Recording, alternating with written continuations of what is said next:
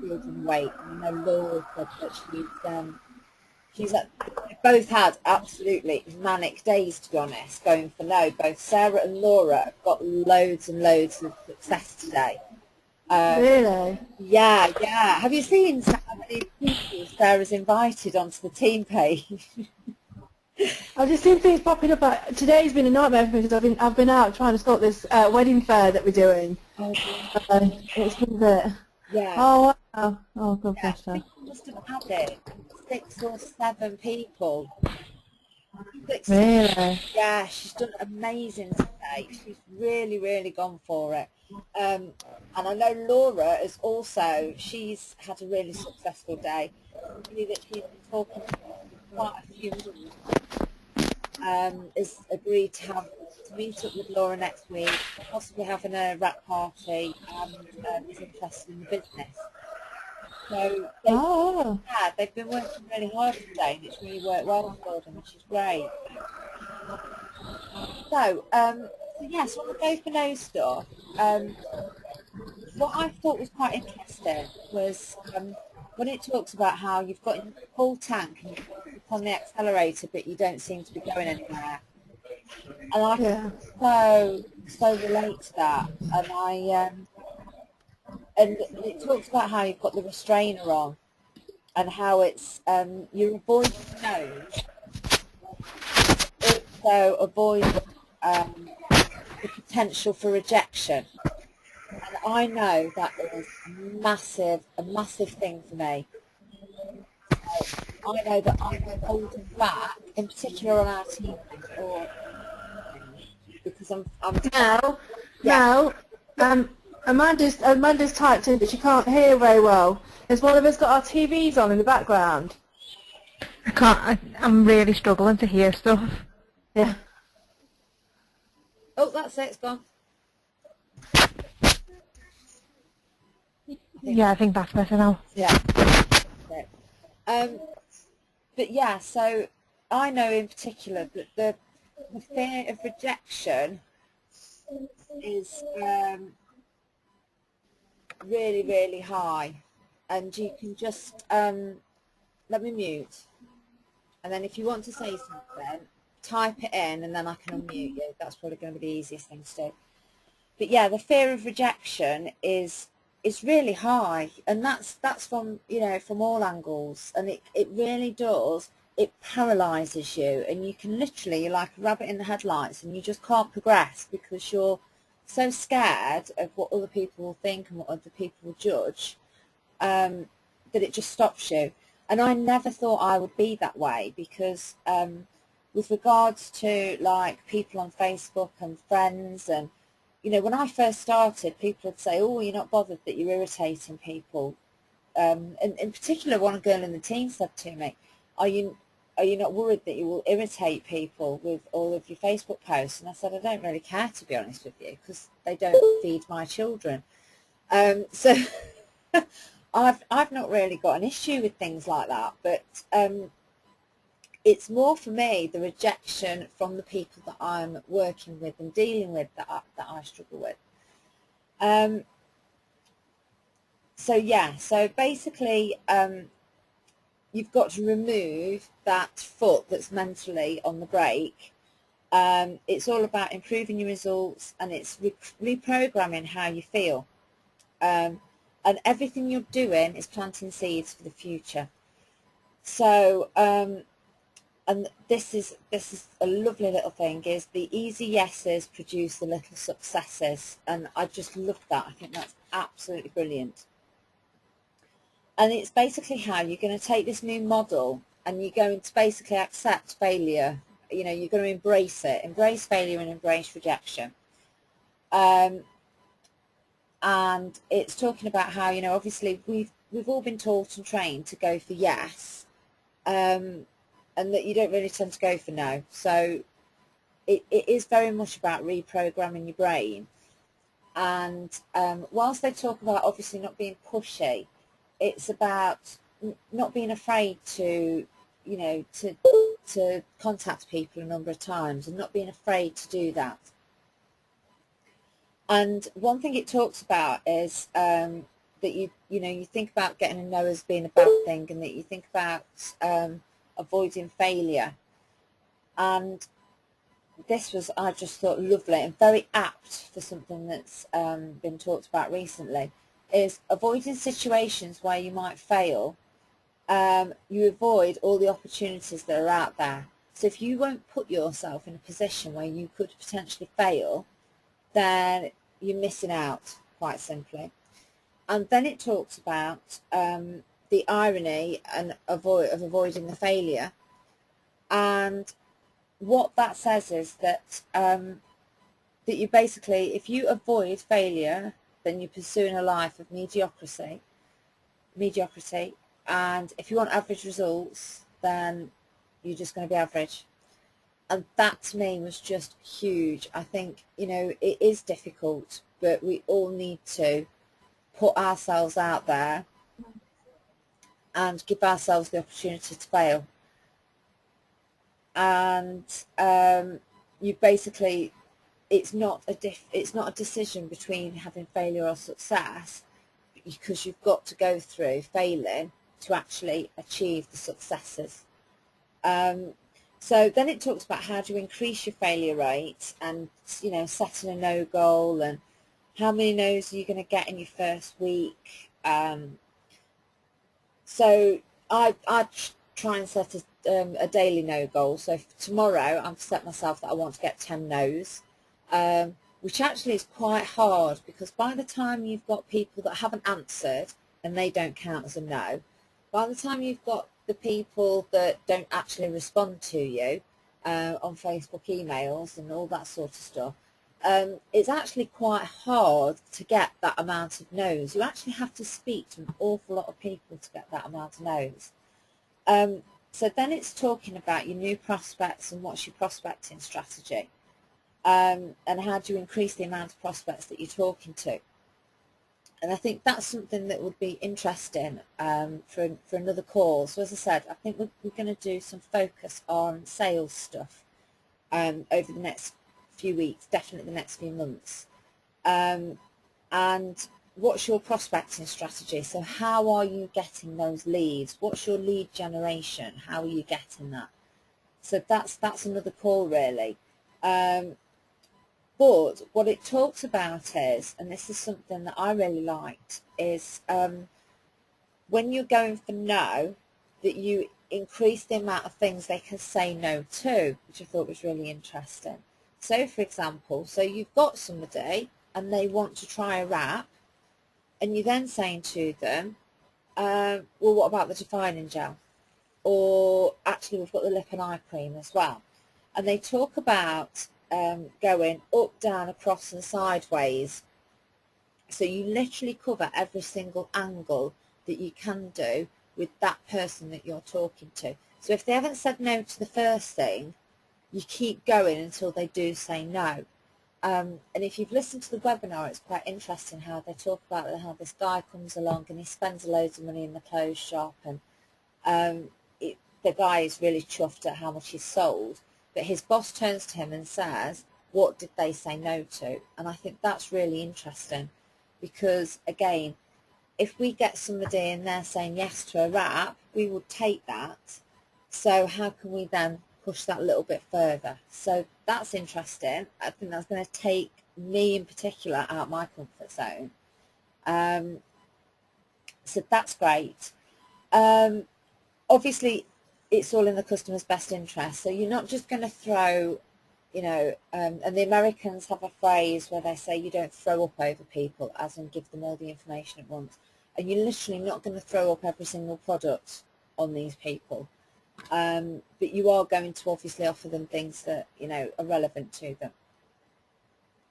And then it talks about obviously following up with people that have said no is key. And this was something that I was chatting about in the beginning of the call, as in, and this is just fascinating. So 44% of people give up after one no, 22% give up after 2 no's. So somebody said no to you twice, that's it, you've stopped. 14% give up after 3 no's, and then 12% give up after 4 no's. So 92% of salespeople give up before the fifth no. So there's only 8% that go on to ask no for the ask for the fifth time and to get the no. And interestingly, 80% of prospects say no 4 times. So you've only got these 8% of people that are keeping going and going and going and going and keeping in contact with them, keeping going. And that 8% of people are then getting this 80% of prospects that say no 4 times. So this huge amount of sales that are out there, the majority of people have given up. So we need to be that 8% that aren't giving up, basically, to get those sales. And so it's talking about, obviously, this is the Go for No challenge. So if you set yourself the Go for No challenge over 7 days, it you know, obviously you need to have speed on it, and you're getting momentum going. And a lot of people think, I haven't got the time to do that. And it is very, very easy to get yourself into that task orientated mentality. And what I recommend is that you shift from that task focus to a sales focus. And for 7 days, you know, you're not doing the reports, you're not doing the other stuff that you might do. You cut back on your Facebook time, and other than obviously when you're prospecting, and you getting in touch with people, but that everything else gets cut back, and you literally make this time. And that's something that is in the Network Marketing Go Pro as well. So when you see the guys who talk about the I think it's 20 leads in 30 days or something like that, that's what they talk about as well, is how for those 30 days you're literally putting everything else to one side, and you set that time aside. Now I think 30 days, especially as a mum in particular, I don't think I could manage that. But I think if you set yourself 7 days and go, right, okay, speak to your partner, 7 days, can you help out with dinner? I might not really be around for the washing. That's just normal in my house, to be honest. But if you have that conversation, and then you can say, right, I am literally going to hammer it and go for it. So that was the majority of stuff from the Go for No call. And then as I said, when I was thinking to myself, all right, okay, let's have a little look at follow-ups. Some of the things to consider was, it was talking about how there's a 5 no follow-up strategy. So we were talking about how, you know, 8% of people only go on to do the 5th no, 8%, and 80% of sales there. And there's actually a 5 no follow-up strategy. And basically what it says is that you maintain contact with prospects until each of them has said no or not now at least 5 times.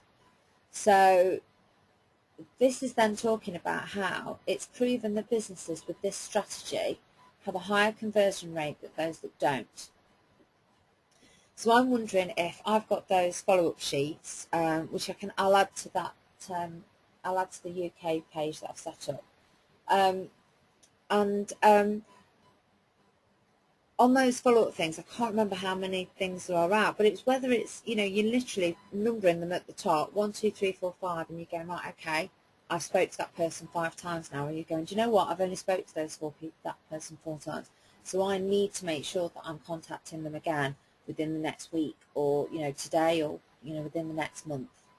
And I think it'd be quite interesting if we did that to see what sort of impact that could make.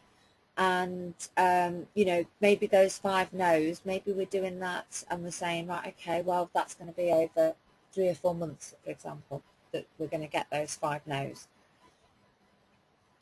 Maybe longer, obviously, if people have asked you to leave it for longer. But and this again was this. So this was another really interesting fact. So 63% of people requesting information will not purchase for at least 3 months, and 20% will take them more than 12 months to buy.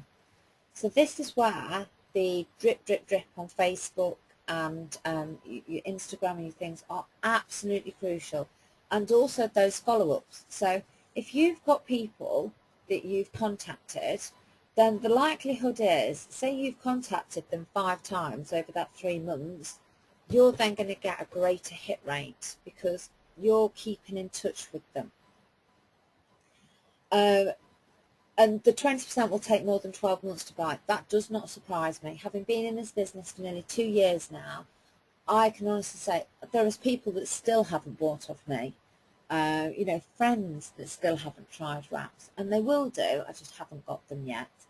There are people, especially in network marketing, that will watch you for a long, long time. You know, I had people in particular, obviously after being in the business for a year and hitting my diamonds and hitting my double diamond, that then started to get more interested in it. And that's something that you'll find is people will be watching you, and they'll be watching that consistency. So this whole going for no is also, that's what you're going for every time you put a status on Facebook, really, because, you know, you're giving people the option to disregard what you're saying or be interested. So then when we were talking about, obviously, the follow-ups, it's talking about, you know, you keeping in touch with them. And it's saying about how you do effective follow-ups. So this is where I'm going to show my screen now.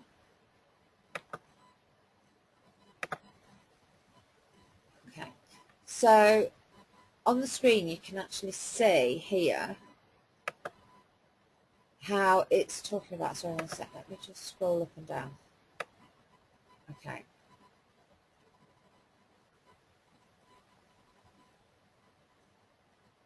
There we go. So we're talking about how, you know, how you follow up with people here. So it's talking about how it doesn't mean pushy closing and constant demands. It's about an ongoing dialogue. Hit this area here. Gently building rapport and proving your expertise. And this in particular, I think, is really relevant with our product because, you know, we have such high skepticism to it that if you are consistently talking to people and showing them different photos and talking about the different, you know, the product and what it's doing and the business and what it's doing for you, then people will think to themselves when you're 6 months, 12 months, 18 months, 2 years down the line, oh my goodness, she's still talking about these wraps. So they must do something. And that is really obviously very important that, you know, that's continued. So then it's talking about, you know, the sort of things that you should be sending to people. So giving them articles, you know, possibly doing some sort of blog, write your articles showing them how to solve their problems. So, you know, these are all different things. So this is quite business related. But you can take these tips and quite easily input them into the wrap world when you think about how articles on different wraps. So you could send out interesting facts on, you know, our wrap versus other wraps and what's the difference between the wraps, and do stuff like that to show that you're knowledgeable. With regards to the newsletters, so as I say, I send out a MailChimp. Try to send one out once a month. That's going to be increased into once a fortnight to all of my people. They're sort of newsletters, sort of in a certain way. It's interesting to do things like when you're talking about what's happened this month in the team. So that's something that we could look at doing, or you could look at doing. You know, what's happening in your particular wrap business. These are pictures from my customers this month. This is, you know, what's happened, this is what I've achieved. Case studies would obviously just be before and after photos, and also talk about, you know, people within the business and what the business has done to change their lives, etc. And then we've got white papers. So somewhere between an article and academic paper, probably something we probably wouldn't want to get into. But again, that might be something about how, you know, your leading thoughts on our skincare range, for example, versus other things. and then it talks about third-party evidence. So maybe there was a recent article actually on Shrinking Violet in, I think it was in the Daily Mail. I can share that link. And it was talking, you know, a woman had tried one and had successful results with it. And, you know, Shrinking Violet works on a similar principle to ours, and it was talking about how the, you know, the inch loss, obviously we won't talk about inch loss, but the inch loss she'd experienced from that, how it had maintained. So this is where you can start to think about, right, okay, well, what am I talking to people about, and how am I building a relationship with them? And that's absolutely crucial for things like MailChimp. And I thought, having found that, which has given us obviously some nice ideas, that it would be good for us to, probably all of us, have a little look and see, with regards to emails or Facebook messages or Instagram or Twitter, what content is the most interesting, what will get us the most notice, what will make the most impact. So that's something that we could, you know, quite nicely include. So let's have a look at different articles that we can find on that, and then pull together some learning, so that when we're sending out emails, we can make sure that they're, you know, we've got a little bit of knowledge behind it as to maybe format of things and what can make the most impact. And I think that would be really interesting to do that over the next few weeks whilst we're in peak sales. So let's, can I mute you? Does anybody have any questions or anything they want to chat about?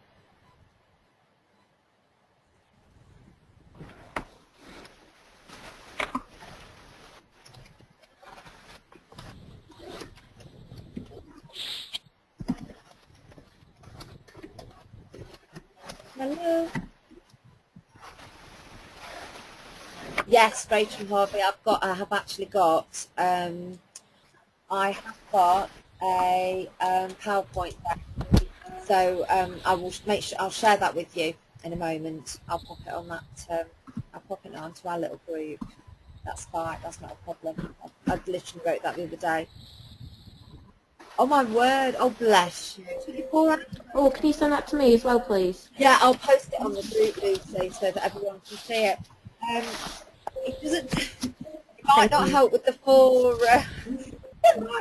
Might not help with the 4 hours. Oh bless you. I can do a mail. I was just going to say hello because I jumped on late. Say that again. Sorry. I was just going to say hello because I jumped on really Oh, late. hello, darling. Hi. Are you waiting for name by Trouble 007? I think it just says waiting for name. Hey? Is it there?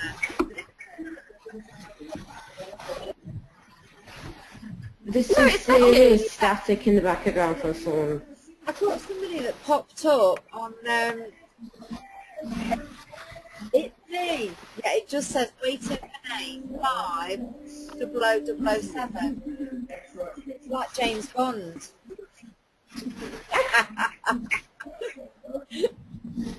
Oh, yeah, so so yeah, so the MailChimp thing. Let me stop recording.